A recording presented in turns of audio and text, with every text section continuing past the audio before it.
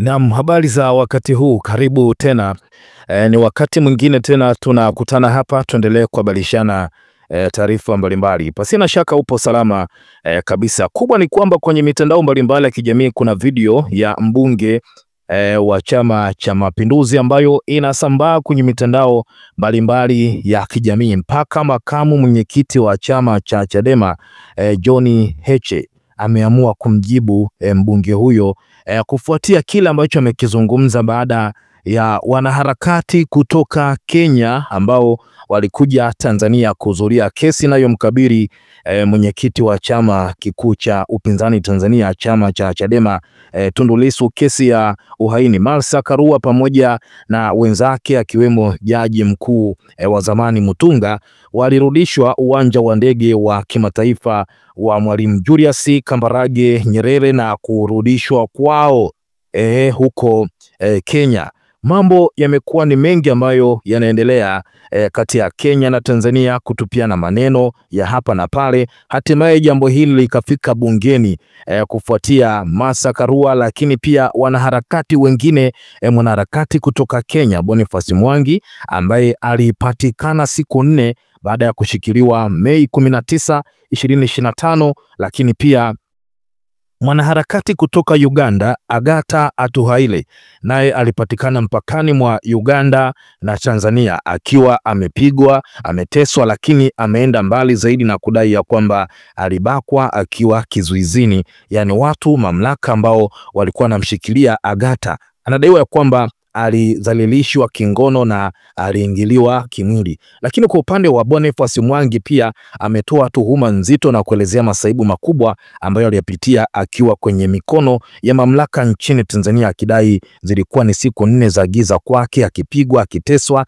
mpaka amefikia hatua baada ya kupatikana alikuwa anashindwa kutembea akiwa uwanja wa ndege wa kimataifa wa Moi akipelekwa Nairobi kwa ajili ya matibabu. Alielezea baadhi ya masaibu ambayo aliyapitia, lakini baada ya hapo pia kwenye mitandao yake ya kijamii kama akaunti ya X amekuwa akiandika mambo ambayo aliyapitia nchini Tanzania. Sasa video ya mbunge kutoka Tanzania ambayo imesambaa kwenye mitandao mbalimbali ya kijamii. Mbunge anasema tulikosea mno Martha Karua kurudishwa Kenya tena akiwa anatembea. Anasema Martha Karua alitakiwa kurudi Kenya akipumulia gesi ni Mariam. Anasema tulikosea kweli yule Martha Karua kumrejesha kule, na hili kosa lisitokee tena hapa. Hivyo mtu anatoka huko analeta ujinga wake hapa, halafu eti anarejeshwa mzima salama salimini kweli. Na yule anayesema anadai kapigwa eti anashuka kwenye gari anajichechemeza kweli. Yule litakiwa apigwe arudi na mitungi ya gesi kule kwao, anapumulia gesi. Anaeleza Mariam Omari Saidi, mbunge wa Pandani Zanzibar. Tumemwacha Martha Karua anaendelea kuzungumza akiwa Kenya kule. Mheshimiwa Waziri, hili lisitokee tena. Atakaye kuja kwetu tunamalizana naye hapa hapa. Anaingia ndani ya 18 zetu tumalizane naye hapa hapa, amesema mbunge Mariam ambaye ni mbunge kutoka Zanzibar, ya kwamba Martha Karua hakutakiwa kurudishwa akiwa anatembea vile. Alitakiwa apewe kipigo kikali hapa Tanzania, ikiwezekana arudishwe akiwa anapumulia mitungi ya gesi.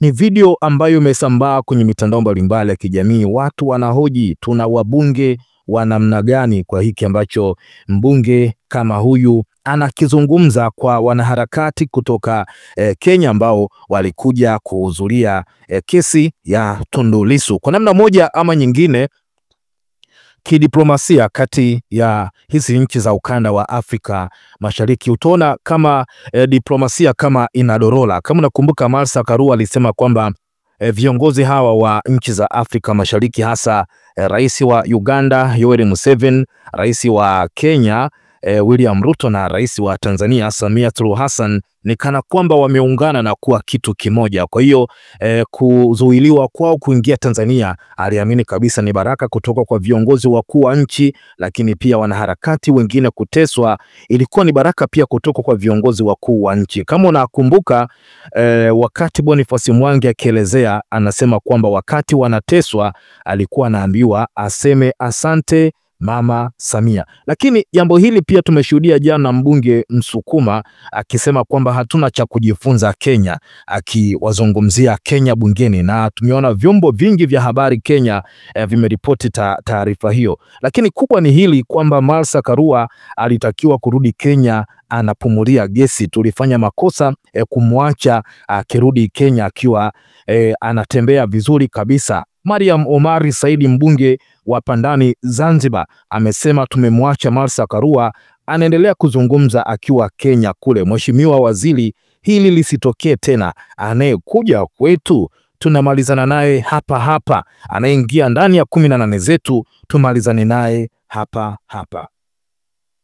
Kabla hatuja kwenda mbali zaidi na kuangalia hiki ambacho amekiandika makamu mwenyekiti wa Chama cha Demokrasia na Maendeleo Chadema John Heche, nimeona mwandishi wa habari Official Zungu ameandika hapa baada ya kuposti hii video kwamba huwezi kutetea taifa kwa hoja hizi mheshimiwa mbunge, akaweka na emoji ya kumwaga machozi, halafu akaandika huenda hii ni akili ndogo yenye hoja dhaifu na za kichochezi dhidi ya taifa lingine. Hoja za mbunge huyu hazipaswi kusikika bungeni. Hii ni aibu. Alafu huyu naye pia ni mbunge, alafu baadhi ya wabunge wanampigia makofi kabisa. Very sad I say. Hata mimi naipenda Tanzania yangu, na huwa naandika hapa na kuonya hila mbalimbali kutoka mataifa ya nje, lakini kwa hoja hizi za mbunge huyu hapana. Kiwango chake cha kufikiri katika hili kipo chini mno. Hivi huyu mbunge anajua nini kuhusu diplomasia? Anajua kuwa Kenya ni miongoni mwa nchi 5 za juu Tanzania yenye wawekezaji wengi hapa nchini. Anajua madhara ya kauli zake za kichochezi zilizokosa hoja na ubinadamu na uvumilivu. Yaani kwa jinsi alivyoongea, ukimsikia tu bila kumuona sehemu alipo, utajua tu kaongea kama yupo kijiweni.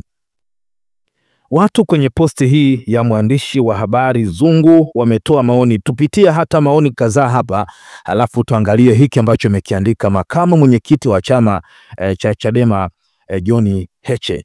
Huyu wa kwanza anasema kwamba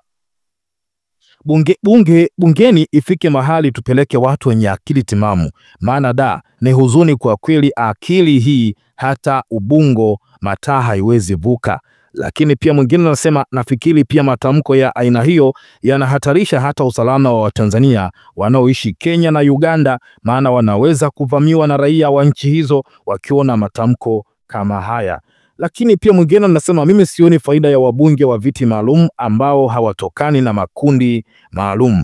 Lakini pia mwingine hapa anasema kwamba Zungu tofauti na leo, aliwahi kumuona lini anachangia, unampa nguvu tu, haelewi hata anachangia nini. Lakini pia mwingine anasema alafu anaongea kwa madoido azifu, anaongea point, yani big no, huyu anastahili kukemewa kwa nguvu. Lakini pia mwingine anasema hili bunge la awamu ya 6 tumepigwa vibaya mno. Lakini pia mwingine anasema na muunga mkono, hoja yake dhaifu iko wapi? Toa hoja, acha kuataki. Lakini pia mwingine anasema leo ilikuwa mipasho ya kimataifa au mimi ndiyo sielewi. Lakini pia mwingine anasema watu wenye akili timamu tupo Kariakoo tunawinga. Lakini pia mwingine anasema kwani tulikosea wapi ndugu wananchi? Wabunge wa namna hii hawatufai. Lakini pia mwingine anasema hizo ni siasa za Zanzibar, yani huwa ni adui ubaya ubwela. Moja kwa moja tuangalie hapa alichokiandika makamu mwenyekiti wa Chama cha Demokrasia na Maendeleo Chadema John Heche. Ameandika kitu gani kufuatia video hii ambayo inasambaa kwenye mitandao mbalimbali ya kijamii? Lakini pia naye alichapisha kupitia mitandao yake mbalimbali ya kijamii, halafu akaandika yafuatayo. Makamu mwenyekiti wa chama cha Chadema John Heche anasema, nimekuwa bungeni, najua siasa za bungeni hasa kwa wabunge wa aina hii. Bunge la aina hii halina sababu ya kuwepo. Mbunge kama huyu sidhani kama amewahi kuchangia chochote cha maana au hata kuongea tofauti na leo. Mjadala unahusu wizara ya mambo ya nchi ya ndani umegeuka kuwa mjadala wa mama anatukanwa na wanaharakati kutoka nje. Hakuna mbunge wa CCM amezungumza kuhusu mishahara duni ya askari polisi na magereza. Hakuna mbunge amesimama kwa nguvu na kudai wapewe nyumba na mahali pazuri pa kuishi. Hakuna mbunge amedai kikokotoo na pensheni bora kwa watu hawa wanaoweza kufa kwa kulinda maisha yetu. Kesho kutwa bunge likivunjwa, huyu atapewa milioni 350 kwa kazi ya miaka 5. Askari miaka 30 ya utumishi, pensheni milioni 25 au 30. Hakuna anayedai askari wapewe bima bora ya afya kama ya bunge au hata kuwawezesha kutibiwa Aga Khan, sio Ulaya na India wanakopelekwa wao. Lakini mjadala ni kuwaambia wapige watu wanaodai maisha ya kila mtu kubadilika, na hao askari watafurahi na kutekeleza.